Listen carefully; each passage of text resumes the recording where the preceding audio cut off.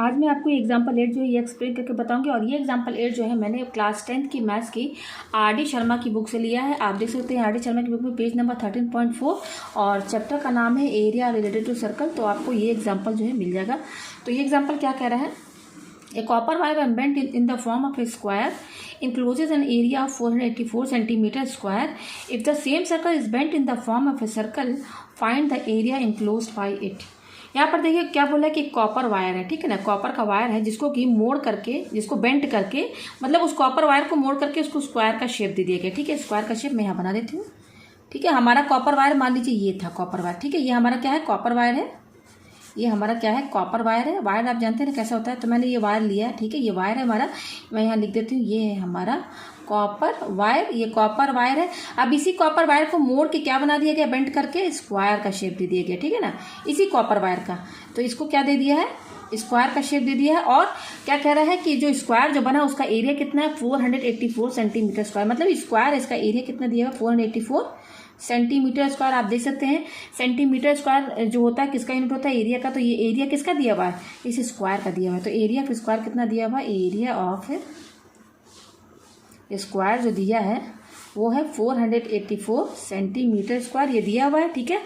If अब क्या बोल रहा है, if the same wire is bent in the form of circle find the area enclosed bye it. अब बोल रहा है कि वही सेम वायर है, मतलब जो पहले था ना कॉपर वायर, ठीक है, उसी वायर उसी तरह का एक और सेम वायर है। उसी सेम वायर को, मतलब कि पहले उसी वायर को उन्होंने स्क्वायर बनाया, तो एरिया उस स्क्वायर का इतना है। अब इफ द सेम वायर, अब उसी वायर को फिर क्या किया गया है, मोड़ बेंट करके सर्कल का शेप दिया गया। इसी वायर को, यही कॉपर वायर है, पहले इस कॉपर वायर से स्क्वायर का शेप दिया गया। अब इस कॉपर वायर से कौन सा शेप दे रहे हैं, सर्कल का शेप दे रहे हैं, ठीक है। सर्कल का शेप दे रहे हैं, ठीक है।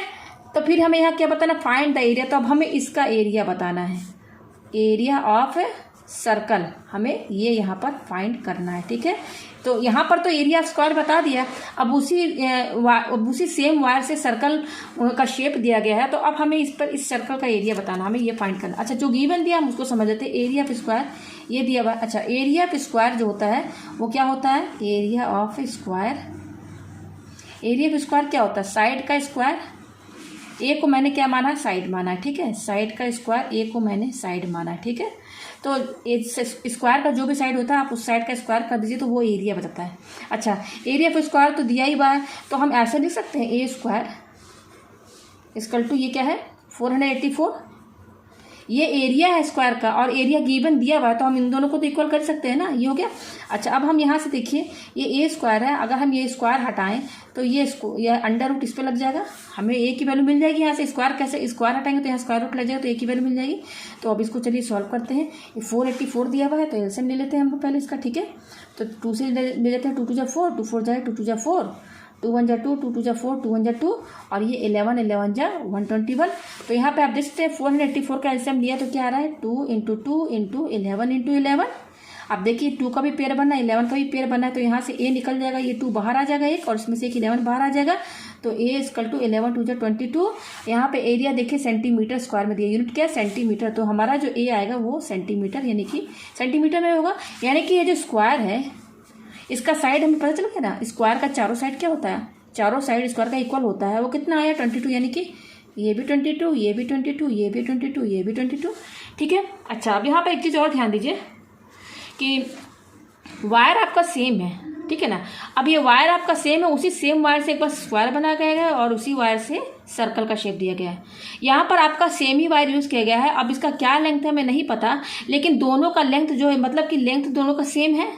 जो इसमें वायर यूज़ किया गया है और इसमें वही वायर सेम यूज़ किया गया है, तो इन दोनों में, दोनों केसेस में दोनों शेप, जो दोनों शेप बनाया गया उसमें जो वायर यूज़ किया गया है उस वायर का लेंथ तो दोनों केस में सेम है। यानी कि पेरीमीटर दोनों का सेम होगा, पेरीमीटर सेम होगा ना। पेरीमीटर क्या बताता है, टोटल लेंथ।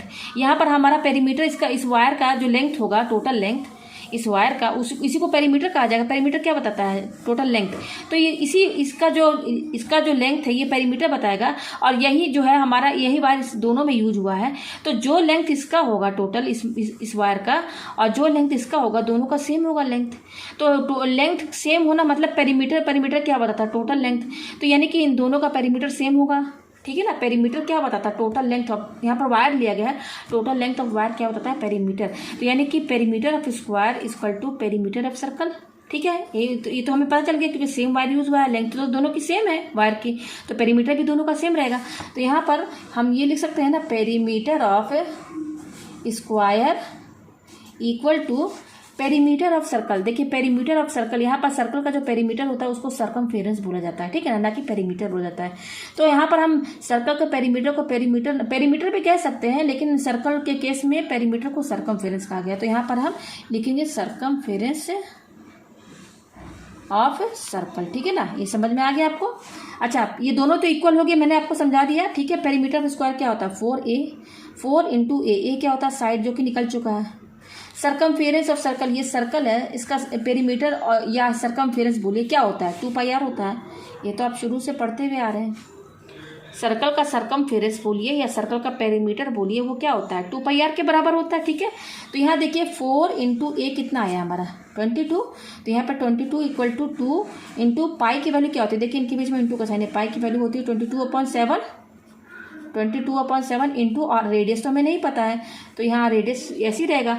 तो ये जो पेरीमीटर स्क्वायर सर्कमफेरेंस सर्कल, अगर ये हमारे दिमाग में ध्यान में आ जाएगा तो हम यहाँ से ये इक्वल करके हम देखिए यहाँ से रेडियस निकाल सकते हैं इसलिए, ठीक है ना। तो रेडियस आ जाएगा तो एरिया ऑफ सर्कल हम इजीली निकाल सकते हैं। तो चलिए अब यहाँ से आर जो है हम निकालते हैं, सॉल्व करते हैं। तो ये देखिए यहाँ पर ये क्या है, 4 इंटू 22 है, ठीक है। तो ये देखिए यहाँ पर 22 है, इधर भी 22 है, इक्वल के दोनों साइड, इक्वल के इधर भी है, इक्वल के इधर भी है, और दोनों में इंटू का साइन लगा हुआ है। तो ये 22 ये 22 तो कैंसिल हो जाएगा ना कैंसिल, ठीक है। तो क्या बच रहा है, 4 इक्वल टू, और ये क्या है 2 इंटू, और ये कट गया 2 इंटू r/7, ये बच रहा है, ठीक है। अच्छा देखिए यहाँ पर इसको अपॉन 1 कर सकते हैं।